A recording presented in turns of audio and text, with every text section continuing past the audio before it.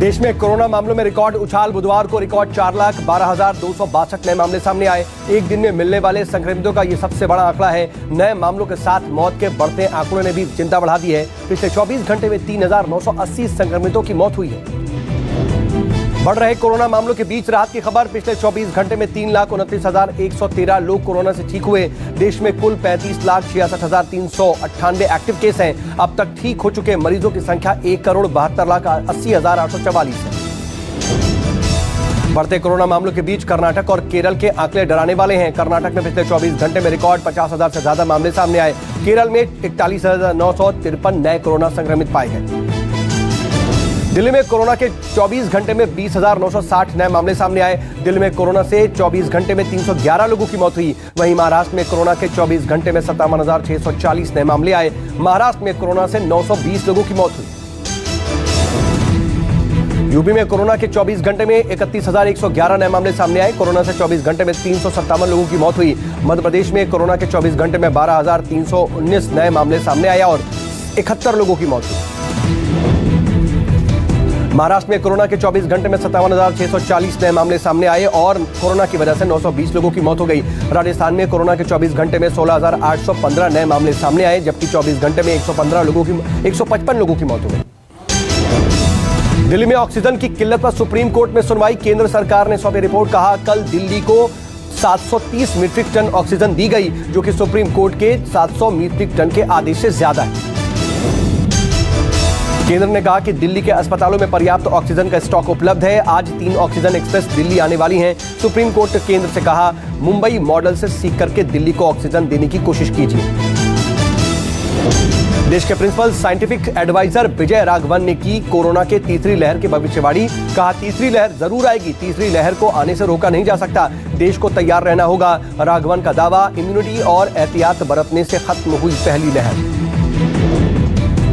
राघवन ने कहा कि जब वैक्सीनेशन बढ़ेगा तो कोरोना लोगों को संक्रमित करने के नए तरीके ढूंढेगा, जिसके लिए हमें तैयार रहना होगा। कोरोना के नए स्ट्रेन से निपटने के लिए वैक्सीन को भी अपडेट करना जरूरी है। मौजूदा स्ट्रेन के लिए वैक्सीन कारगर। कोरोना के बढ़ते कहर के चलते यूपी में लॉकडाउन की अवधि बढ़ी। 10 मई सुबह 7 बजे तक लॉकडाउन। यूपी में पहले लॉकडाउन आज खत्म हो रहा था। तीसरी बार सीएम पद की शपथ लेने के बाद एक्शन में ममता बनर्जी। लॉकडाउन जैसी पाबंदियों का ऐलान। कोरोना संक्रमण को रोकने के लिए लोकल ट्रेनों की आवाजाही पर भी रोक। बंगाल में ज्वेलरी की दुकानें दोपहर 12 बजे से 3 बजे तक ही खुलेंगी। बंगाल में होम डिलीवरी को प्रोत्साहित किया जाएगा। बैंक सुबह 10 बजे से 2 बजे तक ही खुलेंगे। सभी बाजार, खुदरा दुकानें सुबह 7 बजे से 10 बजे तक और फिर शाम 5 बजे से 7 बजे तक खुली होंगी। मेट्रो में क्षमता से 50% लोग ही यात्रा कर सकेंगे। 7 मई से एयरपोर्ट पर पहुंचने वाले यात्रियों के लिए 72 घंटे के भीतर आरटी-पीसीआर रिपोर्ट अनिवार्य होगी। हिमाचल प्रदेश में 7 मई से 17 मई तक कोरोना कर्फ्यू लगाने का फैसला। कर्फ्यू दिन रात लागू रहेगा। इस दौरान सभी सरकारी और निजी दफ्तर, बाजार, दुकानें बंद रहेंगी। आरएलडी प्रमुख और पूर्व केंद्रीय मंत्री अजीत सिंह का कोरोना से निधन हो गया है। 82 साल की उम्र में अजीत सिंह ने गुरुग्राम के एक निजी अस्पताल में आखिरी सांस ली। वो पिछले कई दिनों से कोरोना से संक्रमित थे। फेफड़े में संक्रमण फैलने की वजह से उन्हें निमोनिया भी हो गया था। अजीत सिंह के निधन पर पीएम मोदी ने शोक जताया है। ट्वीट करके उन्होंने कहा कि ये हमेशा किसानों के लिए समर्पित रहे। शोक की इस घड़ी में मेरी संवेदनाएं उनके परिजनों और प्रशंसकों के साथ है। राजनाथ सिंह और यूपी के सीएम योगी आदित्यनाथ ने भी अजीत सिंह के निधन पर शोक जाहिर किया। राजस्थान की जोधपुर सेंट्रल जेल में सजा काट रहे आसाराम को महात्मा गांधी अस्पताल में शिफ्ट किया गया। कोरोना संक्रमण से तबीयत बिगड़ने पर जेल प्रशासन ने अस्पताल में उन्हें शिफ्ट किया। आसाराम का ऑक्सीजन लेवल गिरने के बाद भर्ती करवाया गया। मुंबई में कॉमेडियन सुनील पाल के खिलाफ मामला दर्ज किया गया है। अंधेरी पुलिस स्टेशन में आईपीसी की धारा 505(2) और 500 के तहत मामला दर्ज हुआ है। पाल ने फ्रंट लाइन पर काम करने वाले डॉक्टर्स के लिए अपमानजनक शब्दों का इस्तेमाल किया था। केस दर्ज होने के बाद सुनील पाल ने माफी मांगी। दिल्ली से सटे गाजियाबाद में ऑक्सीजन का संकट बरकरार। पिछले 3 दिनों से होम आइसोलेशन में रहने वाले लोग ऑक्सीजन के लिए भटक रहे हैं।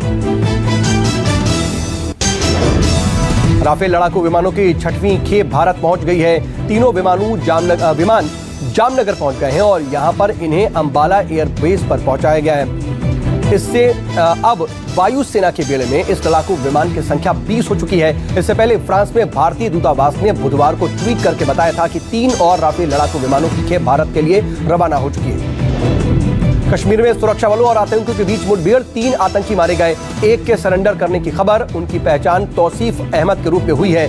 शोपियां के कनीगम इलाके की घटना। यूपी के कन्नौज के हॉस्पिटल में तीमारदारों और डॉक्टरों के बीच मारपीट, महिला के मौत के बाद हुआ हंगामा। ऑक्सीजन बेड न मिलने का आरोप लगाकर के परिजन डॉक्टर के साथ भिड़ गए, पुलिस वालों ने कराया शांत। यूपी के कानपुर में पशु तस्कर का पुलिस पर हमला, जानवरों से भरे कंटेनर को रोकने के दौरान पुलिस टीम पर हमला किया। आरोपियों ने पुलिस के बाइक समेत सड़क पर जा रहे कई गाड़ियों को रौंद दिया। पुलिस ने आरोपियों को पकड़ा।